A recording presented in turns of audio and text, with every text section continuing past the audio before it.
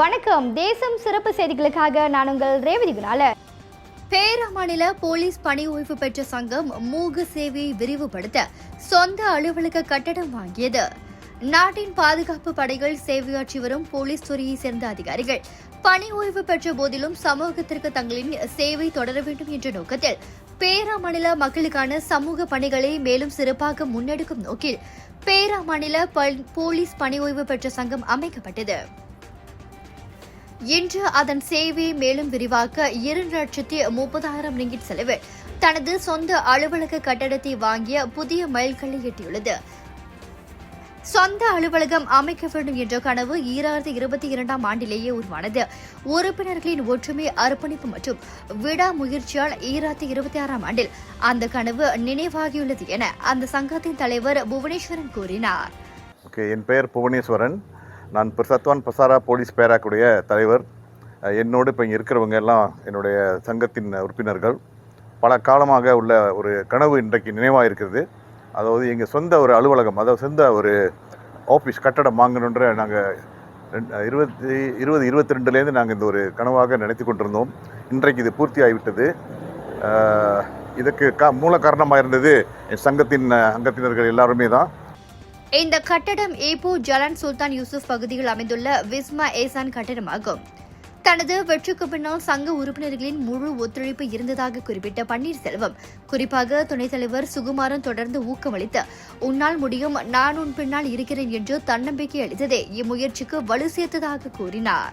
அதில் முக்கியமாக என் துணைத் தலைவர் இவர் சுகுமாரன் அவர்கள் தான் எனக்கு அந்த ஊக்கத்தை கொடுத்தார், தைரியத்தை கொடுத்தார். நீ செய், உன்னால் முடியும், நான் பின்னால் நிற்கிறேன், பயப்படாது என்று. ஸோ அதுலேருந்து அதை தவிர மற்ற நண்பர்கள் எல்லாமே solid behind me. ஸோ அதனால் எனக்கு இந்த தைரியம் வந்தது. இப்போ மக்களுக்கான சேவை இன்னும் விரிவுபடுத்தும் நோக்கில் இந்த முதலீடு மேற்கொள்ளப்பட்டது. பேரா மாநில மக்களும், அரசியல் தலைவர்களும், சமூக ஆர்வலர்களும், நன்கொடையாளர்களும் தங்களால் இயன்ற அளவில் பங்களித்து இந்த சமூக பணியை தொடர்ந்து முன்னெடுக்க ஆதரவு வழங்க வேண்டும் என அவர் வேண்டுகோள் விடுத்தார். நான் சுகுமாரன், இந்த Satvan police Perak, Satvan பசாரா police பேராக்கோட deputy சேர்மன்னு. இந்த கட்டடம் 2022 நம்ம வாங்கணுன்னு ஒரு தீர்மானம் பண்ணோம். இப்போ இந்த 2026 இந்த தொகுதியை பார்த்து இந்த விலாசம் இந்த கட்டட விலாசம் விஸ்மா ஏசான் ஜலான் சுல்தான் யூசுப் இப்போ பேராக், ஓனர் மகான் ஏசான் சின்ரேம்பர். ஸோ எதுக்கு நம்ம இந்த கட்டடம் வாங்கணுன்னு ஒரு அபிப்பிராயம் வந்ததுன்னா, நம்ம ரொம்ப இது செஞ்சுக்கிட்டு இருக்கோம், கான்ட்ரிபியூஷன் செஞ்சுட்டு இருக்கோம், சோஷியல் சர்வீஸ் பண்ணிக்கிட்டு இருக்கோம், முக்கால்வாசி மோஸ்ட்லி ஃபார் இந்தியன் பீப்புளுக்கு. ஸோ அதனால் செஞ்சுட்டு இருக்கிற டைமில் we feel that we need நம்ம சொந்த ஆஃபீஸ், சொந்த building, we need a own பில்டிங்னு சொல்லிட்டு தீர்மானம் பண்ணி இந்த மாதிரி ஒரு சூழ்நிலை நம்ம ஒரு முடிவை எடுத்து இந்த கட்டடத்தை வாங்கியிருக்கோம். ஸோ அதனால் நம்ம என்ன எதிர்பார்க்கணும்னு சொன்னால், people who can afford to donate, people who can afford to contribute to us, we open heartedly கேட்குறோம்.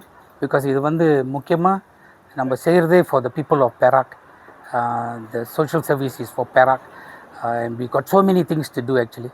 So இது contribute பண்ணுறதுக்கு we continuously ask the people of Perak, generous hearts of Perak, politicians, social service workers to come and contribute and support us in this service. Thank you.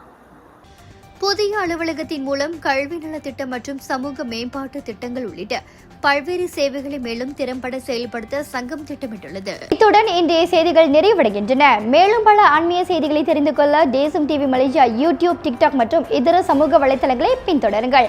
உங்களிடமிருந்து விடைபெறுவது நான் உங்கள் ரேவதி குணாலன். மக்களோடு தேசம், தேசத்தோடு மக்கள். நன்றி, வணக்கம்.